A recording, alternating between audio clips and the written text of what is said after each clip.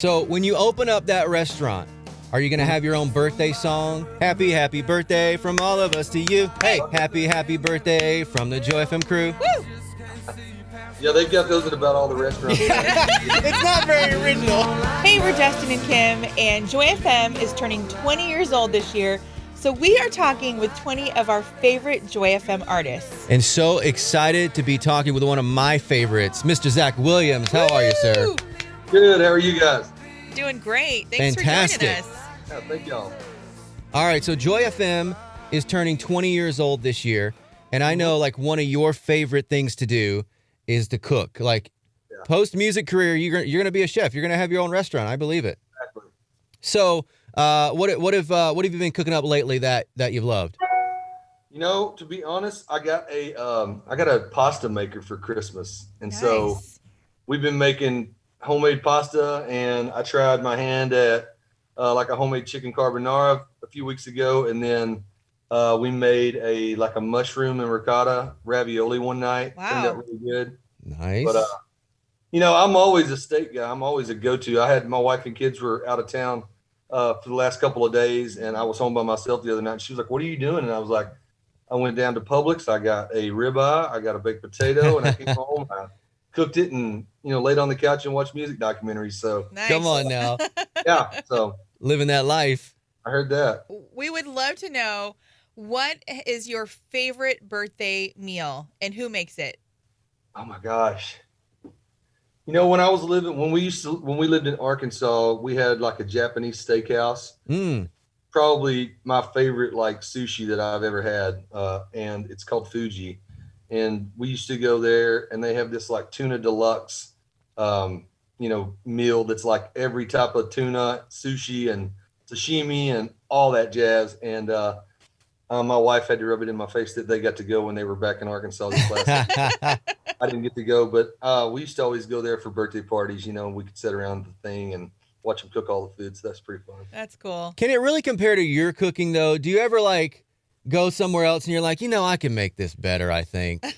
Honestly, we do that a lot. Me and my wife, we get burgers out. Like we go try out new restaurants, and then my wife was like, she's like, "You make this better." We could have just stayed home and ate it. But there's nights that I don't want to do anything but just go have somebody, cook for me. So Yeah, totally. I'm sure.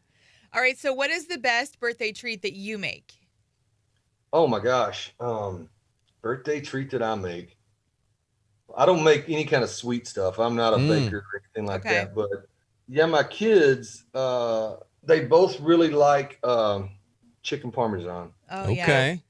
Yeah, my little boy, that would be his pick, I'm pretty sure. I think my daughter's still in like the butter noodle phase, but Uh-huh.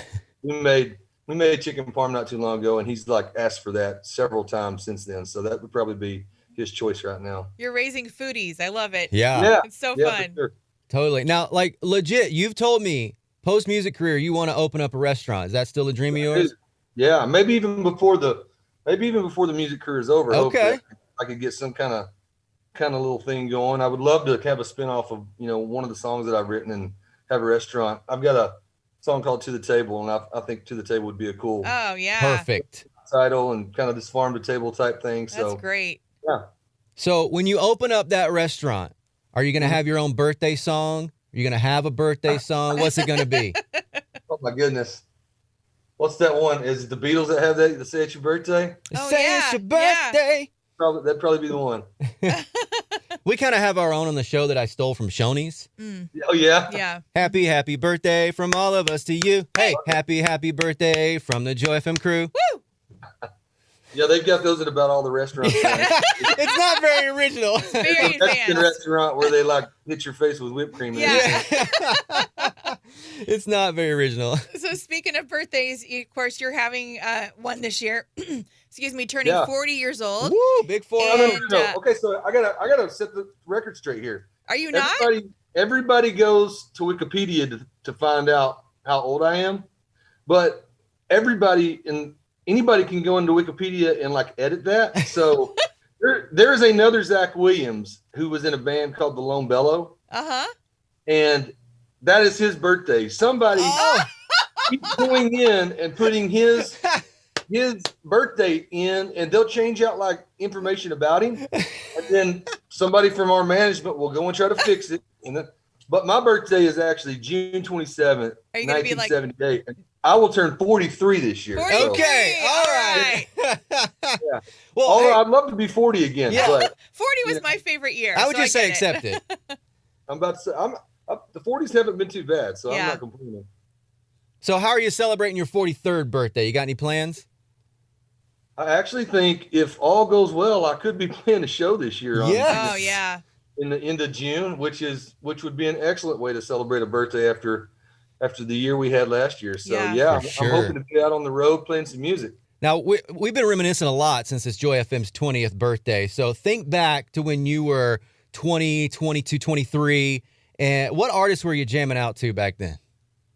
So when I was 20, I had just when I was 19, that's when I started trying to teach myself how to play guitar. And so I was getting into more of the singer-songwriters, and that's kind of around the time that I discovered the Allman Brother Band. Oh, you know, yeah. I was like, and then I got to listen to their music, and I was really getting into like blues. And I was living in a town in Arkansas up in the Northwest, and I got to go to a blues festival in Eureka Springs, Arkansas, and I saw Luther Allison and Keb Mo and all these like blues legends, and I just fell in love with like that sound and that style. And then that kind of boosted me into like starting to dig into more of like Southern and classic rock, because I somehow along the way got lost in like this heavy metal phase in like, 8th, 9th, 10th grade when everybody was listening to all that stuff. And I just thought that was the only music out there. And then all of a sudden you start trying to play guitar and you start digging into like actual, lyrics and people that write their own music. And I was just like, man,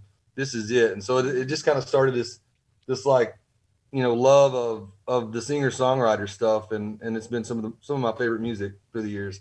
That's so cool. Life looked a lot different for you at 20 than it does at 43. So, what are you most thankful for that season of your life? Because it's been a journey, right? It has. Yeah, I think the thing I would probably say I'm the most thankful for is just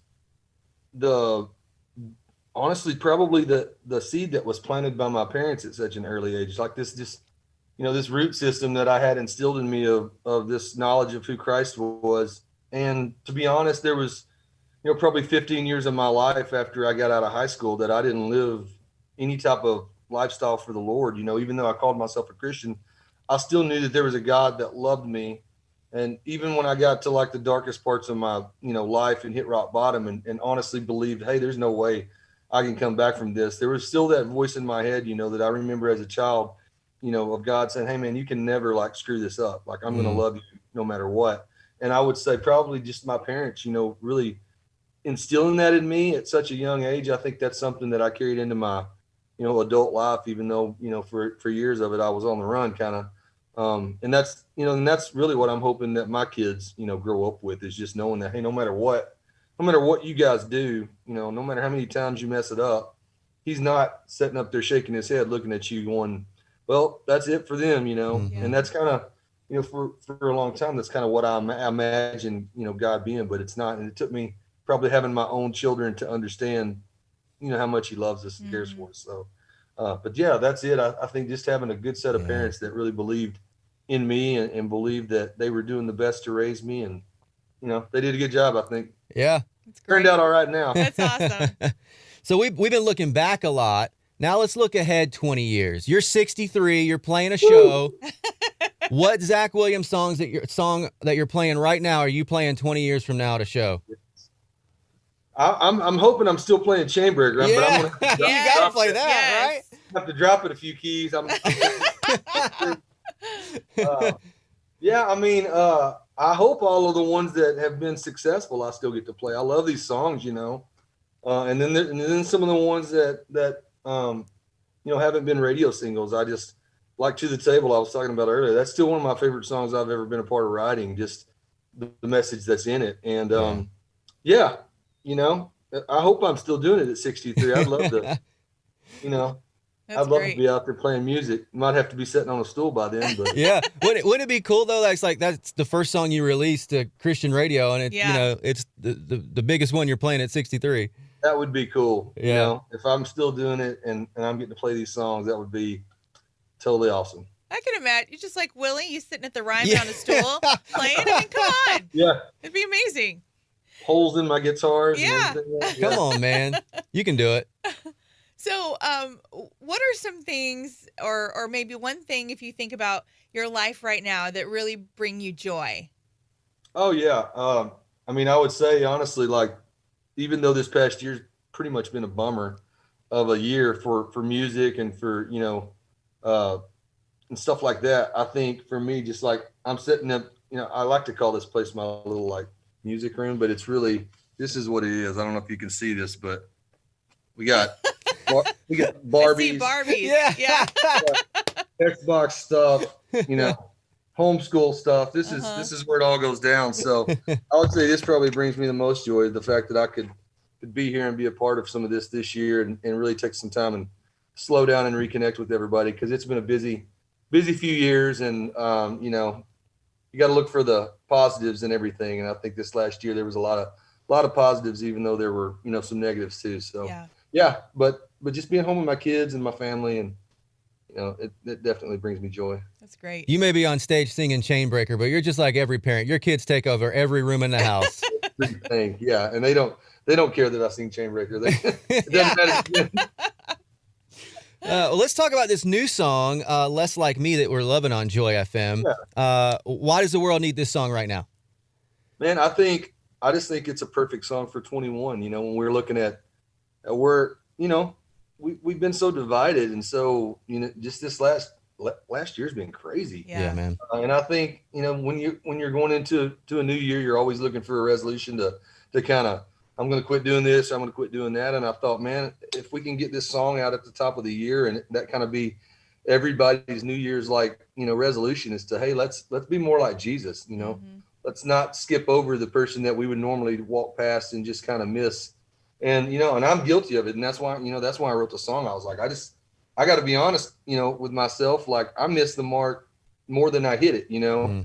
But I want to hit the mark a lot more, and I want to be more like Jesus. And so for me, it's just a reminder every day that, hey, you know, there's always things that you can see, you know, going on that you could be a part of to help with somebody. And, you know, it's pretty cool when you do step in and try to do that, what God can do in their lives and yours. And so, yeah, so that's kind of my prayer for this song, is that everybody will just kind of be more like Jesus this year.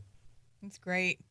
Well, Zach, we are so appreciative of you and your ministry and the songs. We hear all the time how your songs make a difference in the lives of the people in St. Louis. And thank you so much for your time today. Thank you. Thank you, guys.